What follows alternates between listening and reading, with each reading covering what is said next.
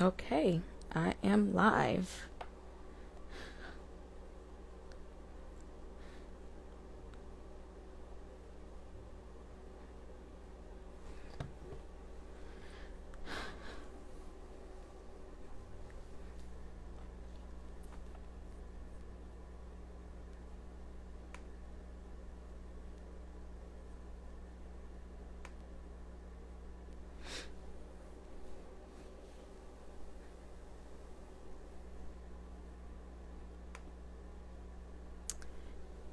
And I am going to add, where is she?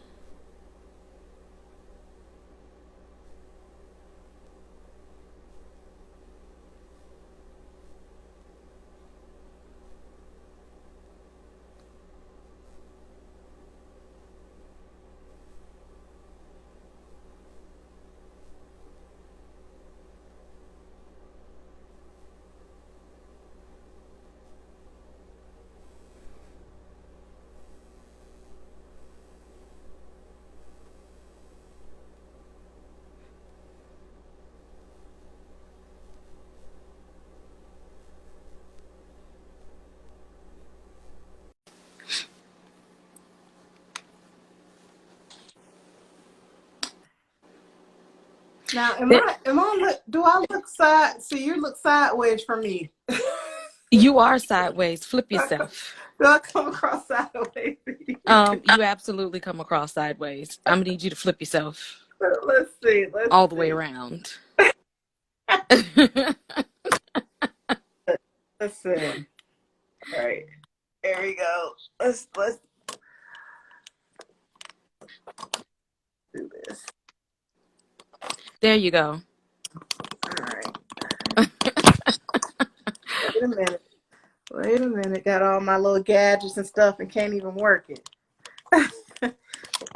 So what's going on? There we go. Oh, look at you and your fancy glasses. But Okay. so since we're quarantining and everything, and the world is kind of on pause, I figured to express myself, I would get some different pairs of glasses.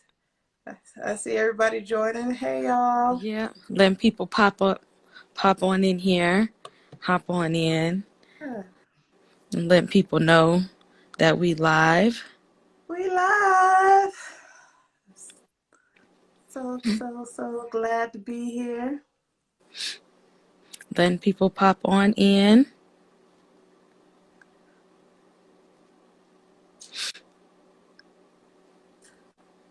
I was like, what's my laptop? I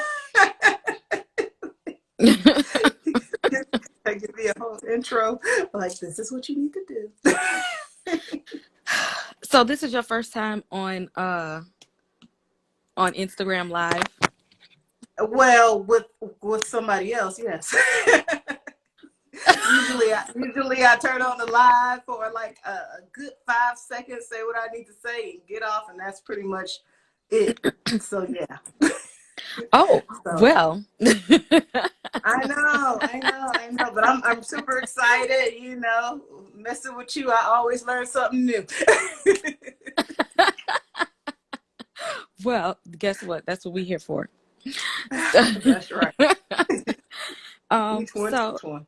everyone, of course, from the Fifth Wall page, we have been doing Black History Month interviews all month long with Black owned businesses. So we have been trying to highlight Black owned entrepreneurs, just bosses, business owners, Black professionals as our contribution to Black History Month because we believe that the legacies and the empires that we are building right now, we are making Black history. Our Black history is in the making right now. And so we decided to use our platform to support other people. And that's what we want to do and share information and let you guys know what's out there. Because, to kind of take away that excuse, you can't support who you don't know. And so we've been uh, interviewing a broad range of people this month, from all kind of professions, so that you have no excuse not to promote and support other Black entrepreneurs and Black bosses. So everybody, I am happy to be on here with another one of my sorors. I tell my mom all the time, I said, Mom, I have a sister for everything. It's true. It is true. So Oh my. I literally have a soror for everything, which I feel very fortunate Right. um to be able to say that. I don't care what people say about the D9 and Greeks. I'm glad that I went to an HBCU. Thank you, Savannah State, because Yes. I'm glad that I had an opportunity to do this, because it brought me a huge network of people. Um, Absolutely. and so I am honored to be able to do Miss Laurina Saunders' first Instagram interview. Yeah. And I'm super excited. So yeah, like I said, I'm so honored to be here. You all are doing some amazing things at the Fifth Wall, from books to um, movies and just the whole gamut of things that you guys are tapping into. And so I'm happy to definitely support you, and so proud of what you got going on, Thank and you. really honored that you thought about me. So Well, thank you. Well, you have a knowledge and expertise that I don't have, and that's really what we've been about. I've been trying to talk to people that have, specializations and things that that are out of my range, and I actually have been learning quite a lot this month. So I'm gonna let you go ahead and take it from here. You guys, this is one smart woman. This is one driven woman. This is a hustler here.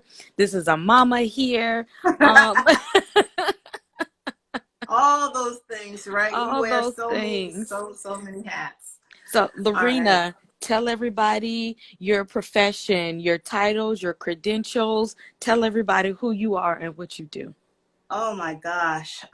So, as you have alluded to, I am a person that when I put my mind to it, I go for it. So, I guess I am a serial entrepreneur, is probably the best term for it. So, I am a realtor. A licensed Georgia realtor. I'm also a human resource professional, certified human resource professional. So I have my PHR and my SHRM CP as well.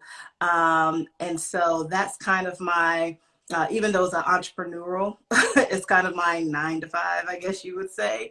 And then I also am a realtor. So I help people get into, especially first home buyers. I think that's probably my target market, is those first home buyers, and helping them understand what is going on, because it's just so much information that's just overflowing, and so that they can get the home of their dreams. And my newest Mm-hmm. adventure is an investor. So I'm also branching off within the real estate market as being an investor and helping people to gain affordable housing. So Well, that's all kind of like you said it like, so oh, that's nothing. This is just what I do. what I believe in is when you look at things as a big obstacle or a Mm-hmm. glacier, it becomes intimidating. And so Mm-hmm. I just always think about it as that first step. All you need to do is that first step. Just put one Mm-hmm. foot in front of the other. And when you keep doing that, when you look back over a span of time, you realize you've climbed a whole staircase. And Mm-hmm. so that has, I think somebody referred to me as uh, kind of in a positive way as like a bumper car. It was like you run into something and you bounce back and you keep going. And I'm like, that's life. Like you can't stay down. You have to keep trying, and you figure out what works. And when you find that sweet spot, then hey, you got it. But so that's how I look at it. Yes. So tell us, because I know a few years ago you kind of made that conscious decision to be like, I'm not going to go back into the Corporate. corporate America world of doing the whole 9 to 5 thing. And the thing is, I have like a few friends who have been doing that lately. That's just saying like, I'm just I have kids now, and I've been working for years doing the same old routine and 9 to 5, and I feel experienced enough and knowledgeable enough that that's not working for me. That I feel like I can take it from here. I have enough expertise and knowledge to kind of push myself. So what made you kind of be like, no, Not not so. going back to Um, that? yeah, I had been so. My goal was always to be an entrepreneur. My mother Hmm. was and is an entrepreneur.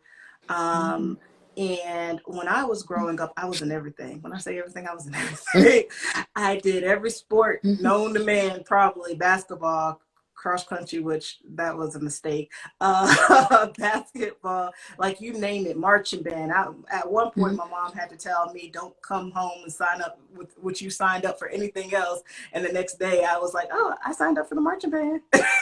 So that I was that child, right? And so but through all of that, my mom was always there. Hmm. She didn't miss a game. I can't remember a game. She was always active and involved in every aspect. Hmm.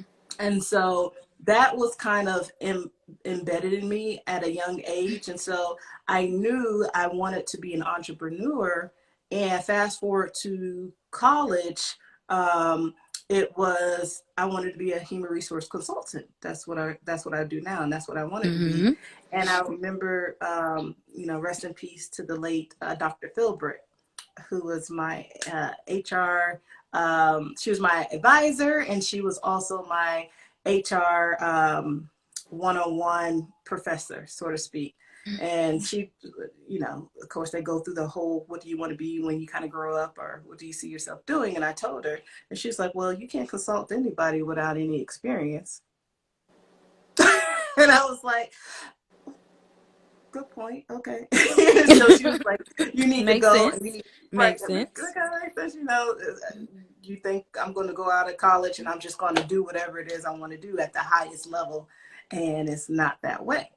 And so I was like, okay, so I need to get into HR and I need to work that space, right? And usually about 10 years, if you're 10 years plus, you're an expert at whatever it is that you're doing, right? And Hmm. so fast forward to that, um, it was always a plan, is kind of what I'm Hmm. getting to. And I prayed on it and I was like, Lord, I know I wanted to do this. And am I ready? Is it time? At this point, I was on baby number two. And it's a Hmm. lot easier to get people to help you out with one kid, but you start having multiple kids, people, you're like, hold up now. And so it was like, my job was very demanding. I was the HR business partner for customer service and logistics, and at Colgate Palmolive, and I was um, you know in New York one week, in Arkansas another week, and I Yeah, was just you was going. doing a lot of I traveling was with doing that I was job. doing a lot, and it's really hard with children, right? Hmm. Even though I do have help, right? So shout out to Des. Hey, Des. So, right? I see him out here. Shout out, right? So, but yeah, so it was just that, just being prayerful and just like, okay, how do I do this? And it was just all about stepping out on faith. And so the opportunity presented itself, and I just did it. Now, mind you, when I did it, I didn't know anybody who was an HR consultant. I had HR, mentors, but they were Hmm. still in corporate, and so they were corporate, right? You have to have a mentor for each season, right? So you can't just, it's not one on Mm. one size fit all, Mhm. right? And so it was about finding a mentor in the space that I'm now in. And so Mhm. I did, and the rest is kind of history. You did, Yeah, and you've been. How long has it been since you've been on this route? 3 years. And how do you feel now versus having to get up and go work for somebody else? Oh man. Um, to be honest, if you always will have to do what you have to do, but I just can't Mhm. see myself now going, going. We're gonna have to figure some stuff out because it's like, for instance, we are quarantine or in quarantine, Mhm. so my children are virtual. Mhm. My son is in the fourth grade. He's doing virtual schooling. Mhm. My daughter is 3, and I homeschool her. And so, and like, I just don't know how I will be able to do that, and having to report into work, like, Right.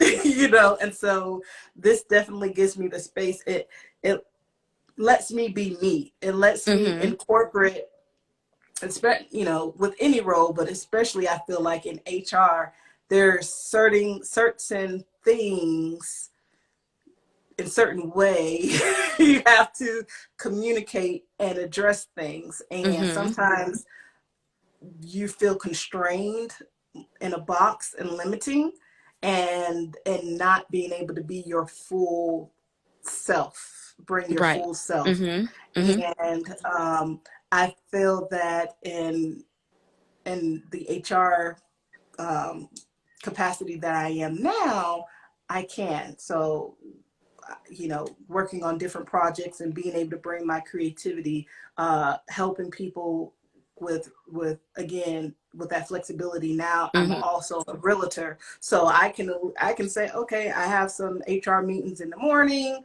Mhm. We do that, and then I'm showing houses in the afternoon, and Mhm. and I'm doing that, and so I've been able to be pretty successful um, at both. So I'm happy where I am. I get it. And you once you have a taste of that, it's like I don't want to go back and Yeah, do. I get it because right before the pandemic, I was in the school district, and then I found a job working virtual so that I could work from home, which was right on time because my daughter's only in school; she's in school half a day, so I can work the time period that she is at school, and so by the time she gets home, I'm good. you're right. And then Yeah, I have more time for home. And I was commuting an hour and 15 minutes. I worked in another state. And then I was having to come back. And then her school is on a different side of town than where we live. And then having to come back, crazy. uh, and that was like a 15, 20-minute drive and get her together after we get home, fed. And then I still have homework because I'm still in school. Like I was exhausted Right. all So the time. just hat on hat on hat on hat, I was and just, tired. yeah, And like then they had the nerve to like they actually they reached out to me a few weeks ago and was like, "Hey, that one director that worked here that you didn't like, they're gone now. So if you want to come back." And I'm like, "No, I've no. been doing real good I mean, without you. my commute now is from my bed to my desk or my bed to another room, not an hour and Yep. 15 minutes away. And then I make more from home. And you Yeah. want me to drive an hour and 15 minutes again in coronavirus? Yeah. Yeah. Like, Yeah. no, Yep. mm-mm, I'm Yeah. good. Once you get a taste, Hey, I mean, for anybody who's thinking about stepping out on that journey, no way, shape, or form or fashion, I just want to be clear. Is it easy? It's not, right. especially that first year and a half. I was really on the struggle bus. And Like, you gotta have self-discipline, a self-discipline. lot of Nobody's self-discipline. going to tell you something is due. Nobody's going to tell you to make those phone calls. You're gonna get a lot of no's, a lot of dead ends, a lot of this, that, and the third. Mm-hmm. But you just have to, if you believe in yourself and you believe that you provide value, there's a audience for everyone, and Mm-hmm. so you just got to keep the faith and keep pushing. And for me, I think too is you know my faith and my family, Yeah. because uh, that that that support system, just to say like, hey, you got this. Hey, because there's a lot of days when you're like, what am I doing? Like, am I supposed to be doing this? Am I going crazy? Was that the Lord talking to me, or was that something that, like, did he tell me to do this, or did I tell me to do this? And so, but when you start to see things come into alignment, that's where the beauty is, and that's where it's like, okay, like, yeah, I'm starting to get in that flow, and this is it. We're doing good. So Mm. that's just for anybody who's, because I think a lot of times with the Instagram and all social media, um, we see the flashy stuff. You see the I made it point, but you don't see the Mm-hmm. struggle that it took, and the sleepless nights, and the robbing Peter to pay Paul, and the this and the that. And so just Exactly. know that They if don't see this is, they don't see the meetings you have. They don't see the late nights that you have. They don't see the yeah, frustrations that you have. They don't see this didn't work. Let me go back and redo this. Or even for something that was 5 minutes that went well, that took weeks and weeks of planning weeks, for that yep, couple of minutes to look good, and how much time you mm-hmm, had to use your personal time, because nobody is going to say that you have to do this on your personal time for this thing to look good. They don't mm-hmm, see that. But at the end of the day, it's yours. yep, You're building is your yours, company, you're building your brand, yeah, nobody else's. And then it's exactly. kind of your thing. It's like, if you're going to spend all this time building somebody else's company and making somebody else rich, like, why are you not doing that for yourself? Why are you not going hard for yourself? Mm-hmm, yep, and Why that's are you not doing that for yourself? A question that I like to ask. I call this a Jade Astro question because she thought of this one. What would you say to your middle school self about the professional world as you know it now? middle school stuff. Let me think. Let me Mm-hmm. think. It wasn't that Mm-hmm. long ago. Go on and lie Middle to yourself. wasn't that long ago. Look, nobody called me out. Um, what would I say to my middle school self about my professional life now? Mm-hmm.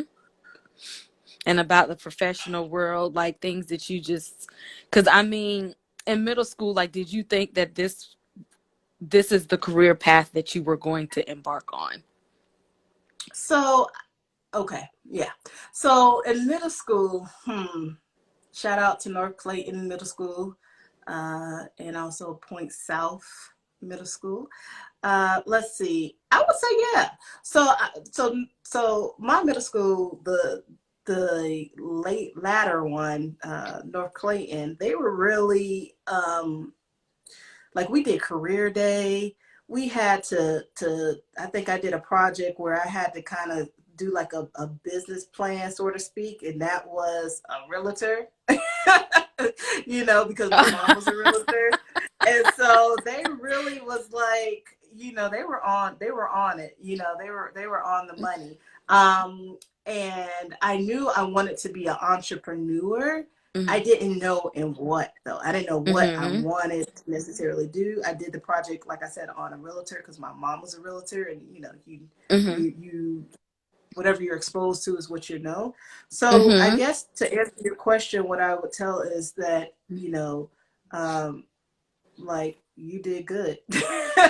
You followed you had and I'm not trying to sound like you had it together since you were a middle school girl. No, I didn't, but the environment that I Mhm. was in, they were already putting those building blocks together. And Mhm. so for me, it was always a plan. I just didn't know how. I Mhm. didn't know how. I knew the what. Mhm. And so now it's all about execution. Right. It's I said, I wanted to do this. I want to be an entrepreneur. How am I going to be an entrepreneur? I don't know. Go to college. Okay. I went to college. These are a list, and I don't know other colleges, but I know at Savannah State at at the College of Business, COBA, they literally had a little list on a bulletin board of what are some jobs you can do based off of the degree program you're in. Mm. And I went quickly on that list, and I was like, I ain't trying to be no retail manager. Nothing wrong. That wasn't for me. I don't want to do this. I don't want to do that. I don't want to do that. It's like, oh, I ain't gonna have a job because ain't nothing I want to do. And that's when, like I said, the whole story with Dr. Philbrook and how she Mhm. introduced me to HR. She had me shadow someone at Mhm. the Hyatt, and then that piqued my Mm. interest. And so she was, she really, I don't even think I probably even shared all of this stuff with anybody. So y'all are really getting in the inside scoop. Oh, So, good, but good. yeah. And so based off of that, I planned. It was like, okay, I can't be a business consultant unless I have experience. How do I get the experience? Okay, Mhm. I have the experience, but in this profession, they take you more seriously if you're certified. Okay, let me go get Mhm. that. And so then I got that. And then once I got to a certain point, it was like, okay, cool. Now what do I do? Pray on Mhm. it. Okay, now execute. And then that has really been just how I live my life. It's like I don't need to Mhm. know everything. I just need to take the first step. And once I take the Mhm. first step, take the second step, and then I keep taking, and then I course correct along the way until I reach whatever goal I had set for myself. And Mhm. that's just how I've always done it.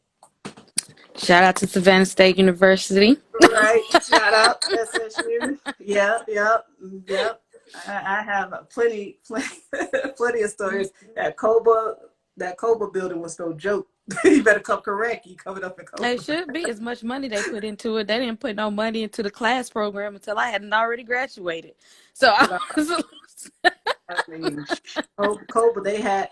I remember I had Dr. Johnson in our entrepreneur class, and shout out to everybody who was in that class. We were doing again building business plans. Why would you put a business on this corner? What's the reasoning behind that? You know, why is Starbucks located in a certain area? Like we had to process all of Mhm. these things. So so it wasn't that you weren't exposed, so to speak. It's just that now you have to go from just reading in a textbook, and now you have to apply knowledge. You have to get out there and apply what you're learning.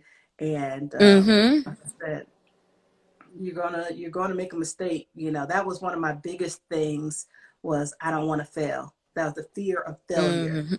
But I think as I've gotten older, I welcome failure. I embrace failure, because when you fail fast, then you can fail forward and keep it moving. But if you always trying to pad yourself from failing, when you do fall, it's going to be worse than if you had done Mhm. it sooner is better than later, basically.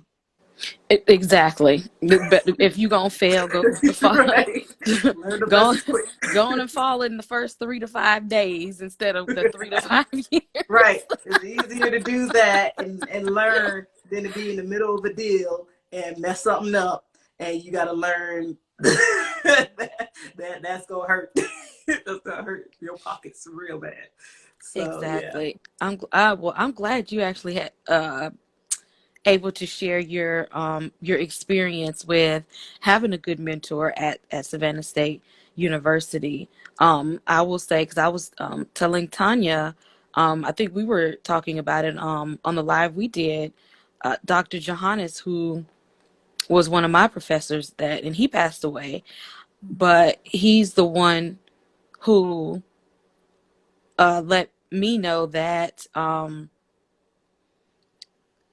although there are so many people in the Black community that need mental health care, the disparities of the resources of mental health care aren't there.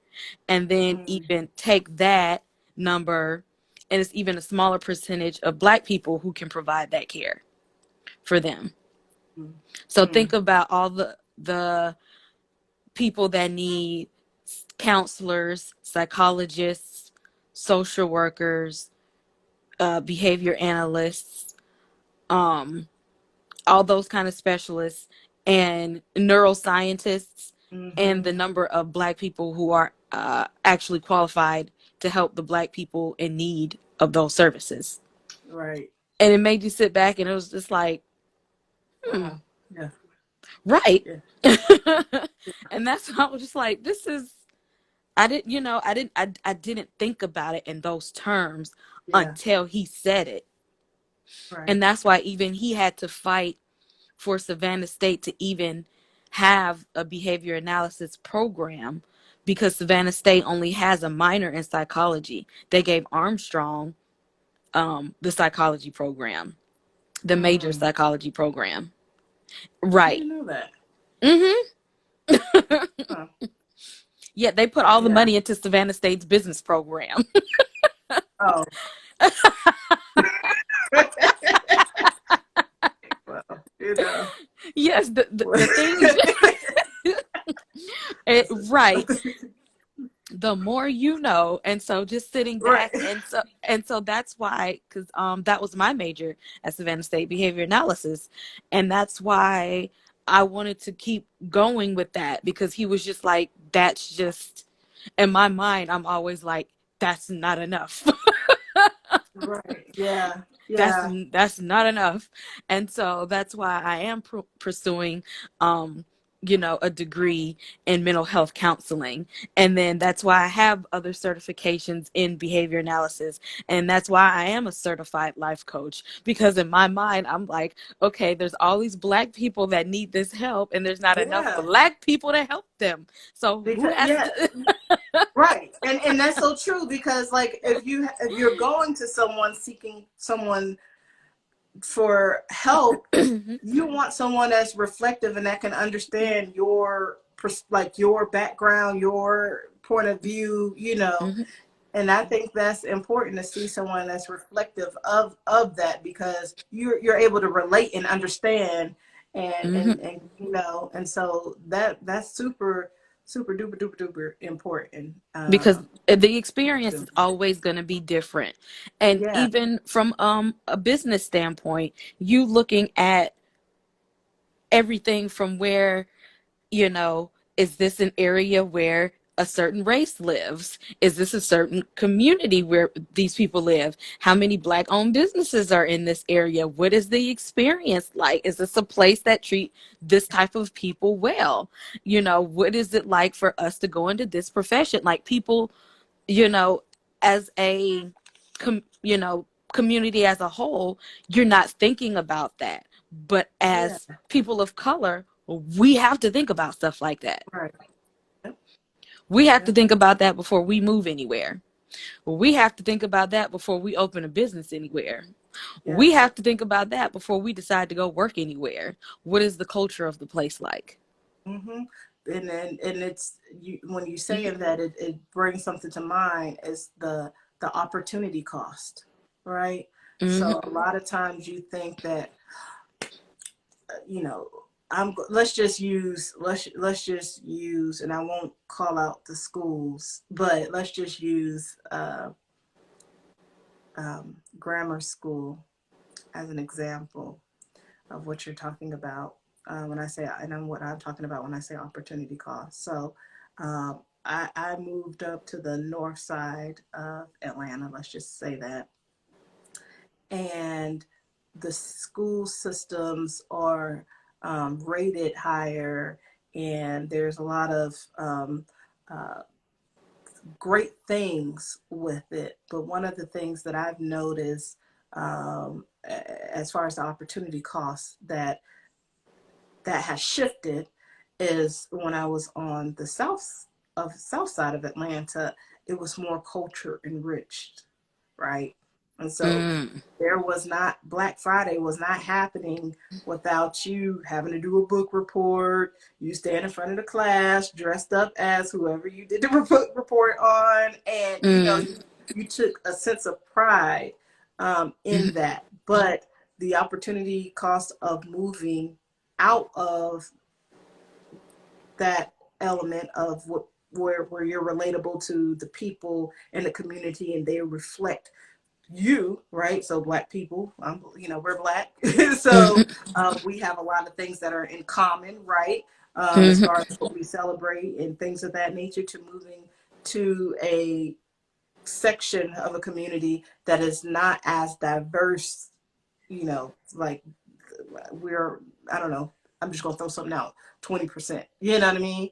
And having your child go to a school where they haven't said anything about Black history. Maybe mm, the principal may have said something during the morning announcements, but other than that, it's up to us as parents to mm, to fill in the sub gap. to fill in the gap. And so the kind of what you're saying is the opportunity cost of of Mm, a business, mm, going as a, and I've heard all kinds of stuff. Don't put your picture on your business card because you may get love. Um, you're a female or you're a Black female or whatever the case may be, right. and posting stuff and all of this stuff and the type of business. But most of my business comes from uh, Atlanta and south of Atlanta, and so even in those things, when people Mm, they don't see it, diversity, inclusion, equity, and belonging. It's like mm, you talk about it, but they don't understand. They're like, yeah, I know what diversity is. It's like the definition of it, but you don't know how to apply it, or you're not applying it, and so forth exactly. and so forth. So yeah, so I completely, that was a long way of saying I agree with you. But see, you just broke it down into how that affects the culture of business and real estate, though. You see what I mean? Yeah.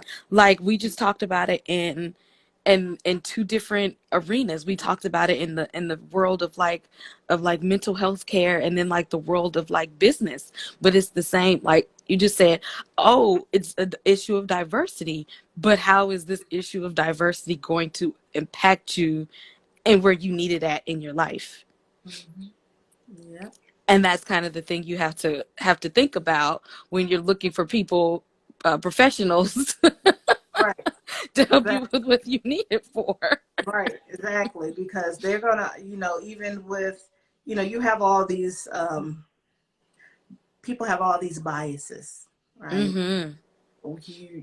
Your credit is not good, and so you're as a person you're not good, or Mm-hmm. you don't know how to manage this and that third, right? That we all have unconscious bias. That's why they're unconscious, and you know it's real. It's real. It affects you. It affects, although you don't discriminate on certain characteristics, protected classes, and all of these things, it can really, like, if you don't partner with someone who's knowledgeable and who has maybe can relate to some of the experiences you're having, because I'm not Mm-hmm. saying that I'm Black, you should use a Black realtor. That's not what I'm saying.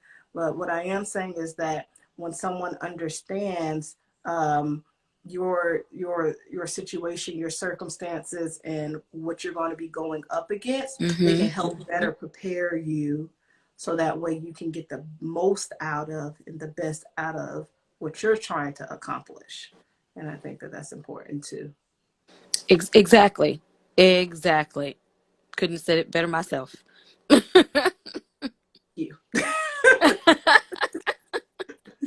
And this, ladies and gentlemen, is why she is my realtor.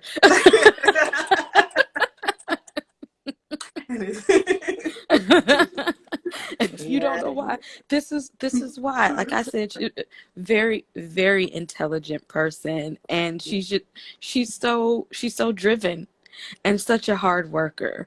Um, she's just in one of the categories of like my top hustling people. Like I've this one here, she don't stop Every day I'm hustling. all the time. Exactly. This one is always on the grind. Okay.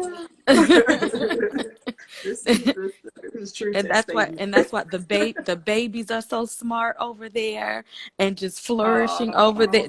well, they I don't have want no to choice. They don't have no choice. exactly. I told the oldest one, he turns 10 tomorrow. So tomorrow's his birthday, so you're gonna have to give him a call. Oh my But goodness. I told him, I was like, oh dude, once you turn 10, that's it. You got responsibilities. Listen, I'm gonna need you to take this. I got these signs, these bandit signs. I'm gonna need you to take this magic marker, and I need you to feel like, dude, you got tasks, you got things, and that's on a whole nother topic about me trying to train them and teach them financial literacy through hard work, and all that stuff. But oh yeah, he got it. He has a position, a job, or however you want to say it, inside of my company. So it's like, I only been cooking dinner since he was like oh 5. So yes, yes, like dude, like listen. We all try to eat. Ain't no. Oh, then he probably like, dog, I'm going over to somebody else's house. Like, wait a minute, y'all ain't gotta do that. All right, he's like, listen. if it's one thing we gonna do over here, we gonna get it. We gonna grind. I know how to. I can fold clothes, wash clothes. I got a chore chart, and as they should be, because you don't want them growing up and not knowing how. We probably can all Exactly. You got name somebody, but you don't want to have them grow up and get out in this world and can't do nothing. So yes, they do ex- have chores. And my daughter, see, she's 3, but she got chores too. Put the toys back in that toy box. Thank you. right. However that gets done. Yeah, yeah. Lorena, tell everybody how you can be reached. Yeah, so follow me on Instagram. You can give me a call, text message. I think my information is in the Instagram, but